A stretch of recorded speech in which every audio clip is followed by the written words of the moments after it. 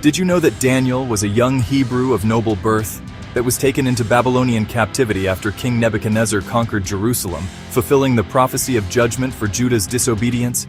2 Kings 24, 1-4. Among the captives were Daniel and his 3 friends, Hananiah, Mishael, and Azariah.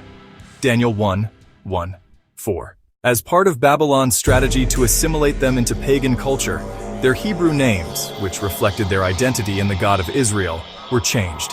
Daniel was called Belteshazzar. Hananiah was called Shadrach. Mishael was called Meshach. And Azariah was called Abednego. These changes were an intentional effort to erase their faith and impose Babylonian religious identity. Yet despite this external pressure, their hearts remained faithful to the Lord. Even in a foreign land surrounded by idolatry and temptation, Daniel and his friends remained obedient to God.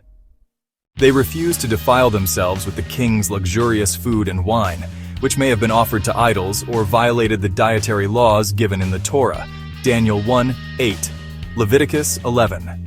Instead, they requested a simple diet of vegetables and water for 10 days, trusting that God's way would sustain them. Their obedience was rewarded. God made them healthier in appearance than the others and gave them exceptional wisdom and understanding, especially to Daniel, who was granted insight into visions and dreams, Daniel 1:17-20.